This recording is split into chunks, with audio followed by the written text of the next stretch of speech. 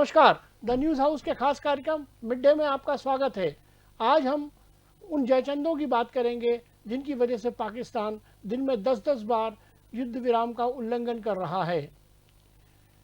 भारत और पाकिस्तान के बीच युद्ध विराम कई सालों से है, पर 2019 यानी बीते साल में पाकिस्तान ने 3168 बार युद्ध विराम का उल्लंघन किया है।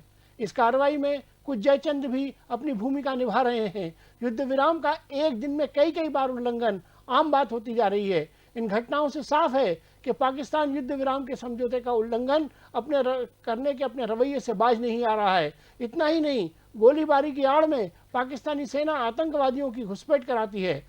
यह भी कई बार साबित हो गया है।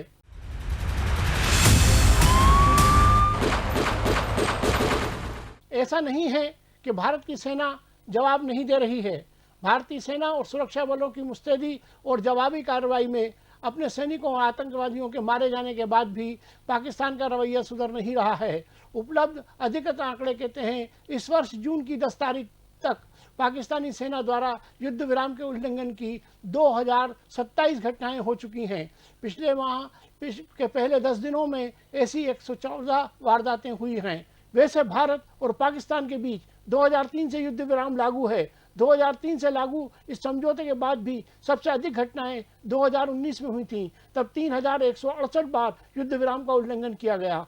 वर्ष 2018 में यह आंकड़ा 1629 रहा। इस साल अब तक की संख्या इंगित कर रही है कि पाकिस्तान अपनी हरकतों और तौर तरीकों में कोई बदलाव लाने को तैयार नहीं है। अब तक लगभग 100 घुसपैठिए आतंकवादी भारतीय सीमा के प्रहरियों द्वारा मारे जा चुके हैं। लेकिन मीडिया रिपोर्टों की माने तो बहुत सारे आतंकवादी पाकिस्तानी सेना द्वारा प्रशिक्षित होकर घाटी में घुसने की फिराक में हैं। हालांकि कश्मीरी घाटी में सुरक्षा बलों की अपनी चौकसी बहुत तेज कर दी है तथा आतंकियों को मारने और पकड़ने का सिलसिला चल रहा है। सरकार के पास यह भी सूचना है कि आतंकी संगठनों ने 50 से अधिक स्थानीय युवकों को भी आतंकवादी गतिविधियों के लिए चयनित किया है। इस तथ्य से सभी अवगत हैं कि भौगोलिक परिस्थितियों की वजह से नियंत्रण रेखा और अंतर्राष्ट्रीय सीमा पर निगरानी रखना बहुत चुनौतीपूर्ण कार्य है, परंतु सेना के जवान और अन्य बलों के सुरक्षाकर्मी वीरता एवं सतर्कता के साथ अपने उत्तरदायित्व को निभा रहे हैं।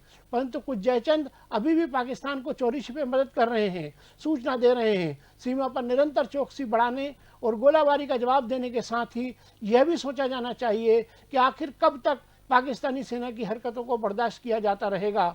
लगातार उल्लंघनों को देखते हुए ये सवाल उठना भी स्वाभाविक है कि दिन में 10 बार गोलाबारी जैसे युद्ध विराम समझौते का मतलब क्या रह जाता है।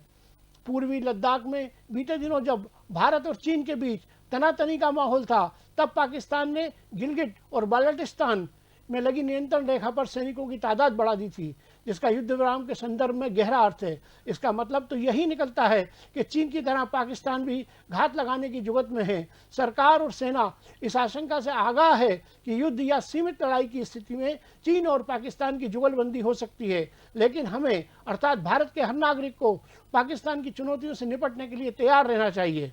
पाकिस्तान की हर चाल काट पर ध्यान देना चाहिए, सरकार को भी चाहिए, और अगर जरूरत पड़े तो सर्जिकल स्ट्राइक या बालाकोट जैसे लक्षित हवाई हमलों की तर्ज पर सीमित त्वरित कार्रवाई करे, जिससे पाकिस्तान को सबक सिखाया जा सके। अब भारत के पास सुरक्षा परिषद में भी प्रभावी भूमिका है। पाकिस्तान के खिलाफ सुरक्षा परिषद में भी मोर्चाबंदी करने का ये उपयुक्त समय भी है। आज के मिड डे में बस इतना ही।